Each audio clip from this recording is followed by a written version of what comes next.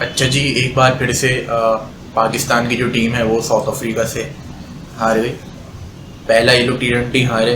चलो वो तो हमें इसकी आदत सी हो चुकी है कि पाकिस्तान की सीरीज स्टार्ट होती है किसी टीम से और वो पहला मैच हार गए।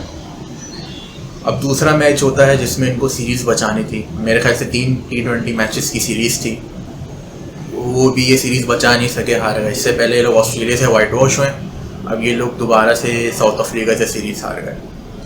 अच्छा हुआ ये कि अब ये होता ये है कि देखें, जो मैच होता है ना उसकी जो कंडीशन होती है, यानी कि मैच कैसा होने वाला है वो डिपेंड करता है पिच से। आधा मैच तो आपका पिच ही डिसाइड करती है कि पिच किस तरीके की है।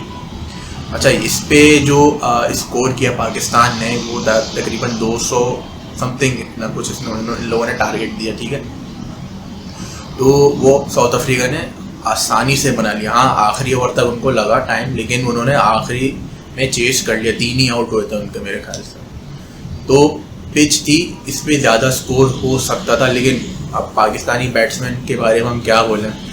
शुरू में रिजवान साहब बैटिंग पे जाते हैं और बाबर आजम। अब ये जो दोनों जो ओपनिंग में जाते हैं ना जोड़ी, ये चेंज होके ही नहीं दे रही है।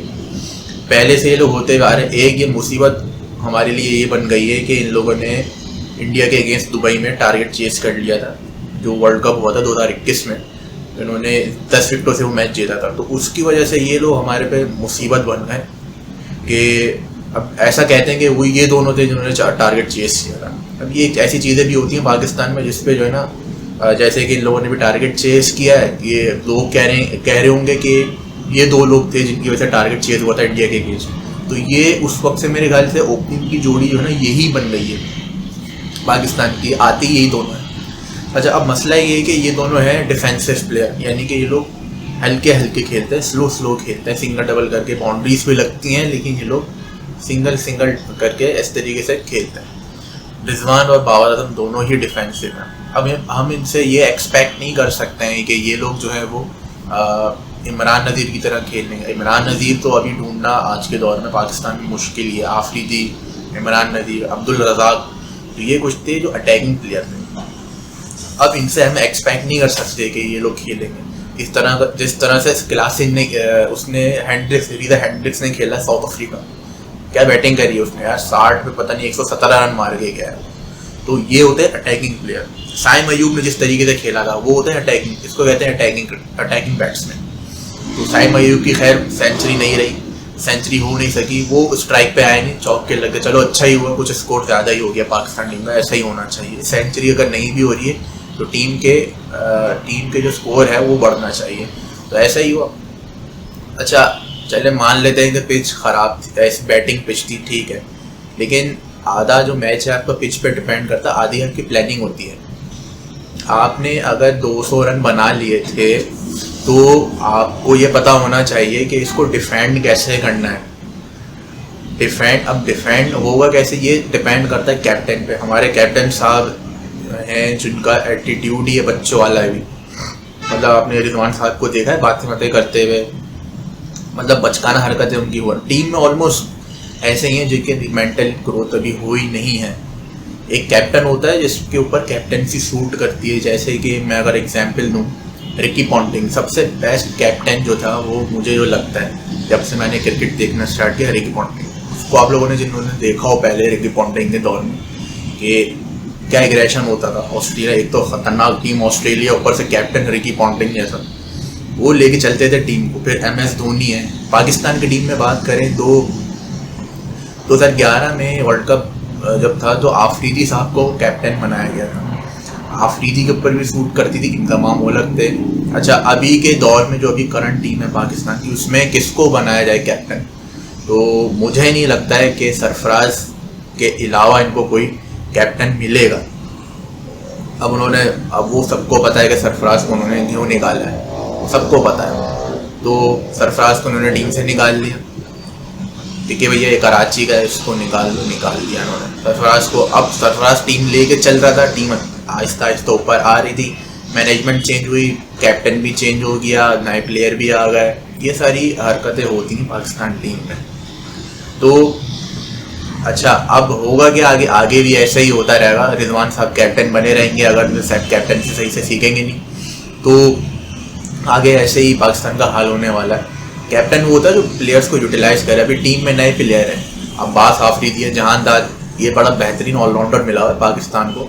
अटैकिंग प्लेयर भी है, बॉलिंग भी अच्छी करता है। इसको अच्छे से यूटिलाइज नहीं किया ना, ये ज़ाया हो जाएगा। जो हाल हम्माद आदम का हुआ था ना, उसका हाल अगर उसको भी यूटिलाइज किया नहीं था इन लोगों ने। अब अगर यही चीज़ें जहानदार के साथ की जाएंगी तो उसका भी हम्माद आदम वाला हाल है। जो यूटिलाइज करना है तो ठीक से करें, जो परफॉर्म कर रहा है उसको टीम में होना ज़रूरी है। अब अच्छा, पाकिस्तान की बॉलिंग की बात करते हैं। पाकिस्तान की हारिस रऊफ, भाई हारिस रऊफ का पेस है, वेरिएशन, बॉल घूमती नहीं है। जब तक बॉल नहीं घूमेगी बैट्समैन नहीं घूमेगा। बैट्समैन को आप तेज बॉल दोगे ना, वो मारेगा, जिसकी टाइम अच्छी होगी ना। ऐसे रीजा हेंड्रिक्स ने इतने हारिस रऊफ को कितना कूटा है भाई, जब कुट के भी वर्ड मुंह से निकल जाएंगे उल्टे सीधे। ढीठ पना देखें कि बंदा इतना कुटने के बाद भी कोई मतलब आप ये कह लो कि एक होता है ना बिहेवियर में चेंज आता है कि यार इतने रन्स पड़ गए, ऐसा कुछ दिखने में आता नहीं है।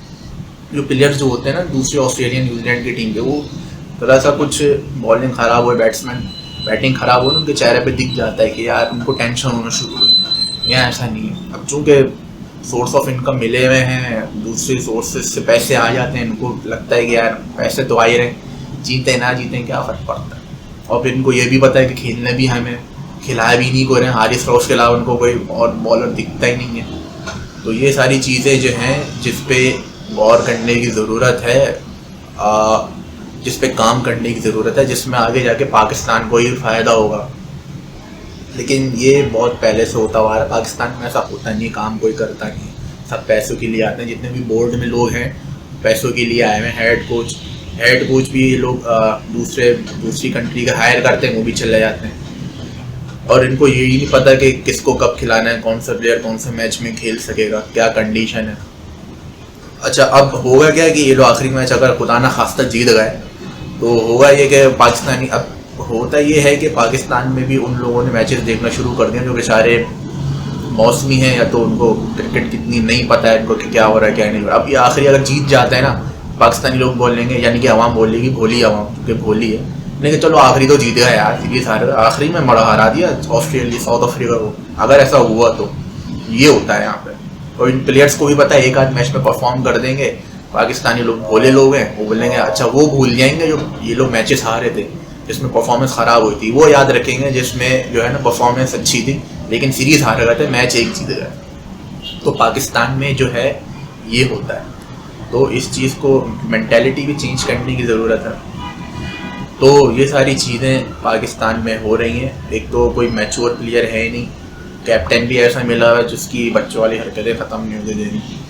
दूसरी तरफ अगर हम देखेंगे, रिसेंटली इंडिया से सीरीज़ हुई थी अभी साउथ अफ्रीका की, 284 रन भी उन्होंने बनाए थे इस पिच पे। उसमें जवाब में साउथ अफ्रीका ने भी मारा, लेकिन उन्होंने जो है वो रखा हुआ था साउथ अफ्रीका को, रिस्ट्रिक्ट करके रखा हुआ था। वो लोग रन्स चेस कर नहीं सके। पिच बैटिंग पिच ही थी उसमें भी। इससे पहले भी इंडिया ने मैचेस जीते, इसमें 200 प्लस बनाया, उसको डिफेंड किया है या चेस भी किया होगा। तो डिपेंड करता है कैप्टनसी कैसी है, आपकी प्लानिंग कैसी है।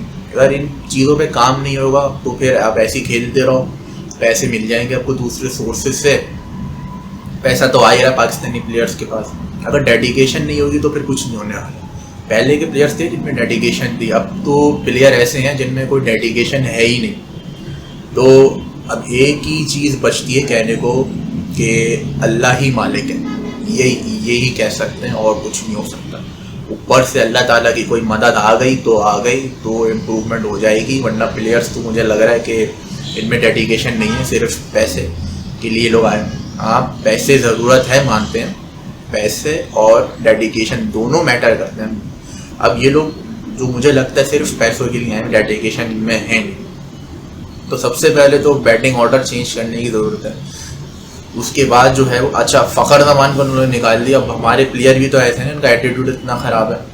फ़खर ज़मान को उन्होंने कुछ बाबर आजम के इसमें हक़ में कुछ बोला था, उनको ही बाहर कर दिया।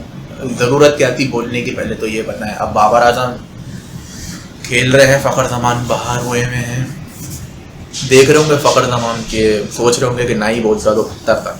तो हमारे यहाँ ये भी चक्करबाजी है, आपने प्लेयर को निकाल दिया कि ये देख के कि उसने कुछ कमेंट्स दिए थे, ये नहीं देख रहे हो कि वो प्लेयर T20 का प्लेयर है, अटैकिंग प्लेयर है।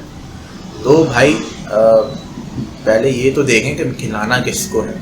बाकी साउथ अफ्रीकन टीम की बात करें तो 3 से ज़्यादा आउट हुए ही नहीं पाकिस्तानी बॉलर से, मतलब प्लानिंग थी नहीं, वो छक्के पड़ रहे हैं तो पड़े जा रहे हैं। लीजा हेंड्रिक्स ने मारना जो शुरू करा है, मारे ही जा रहा है। वेंडरसन खेल रहा है तो वो भी मार रहा है। शुरू में 2 आउट कर दिए जानदार ने, चलो जैसे तैसे वो तो आउट हुए।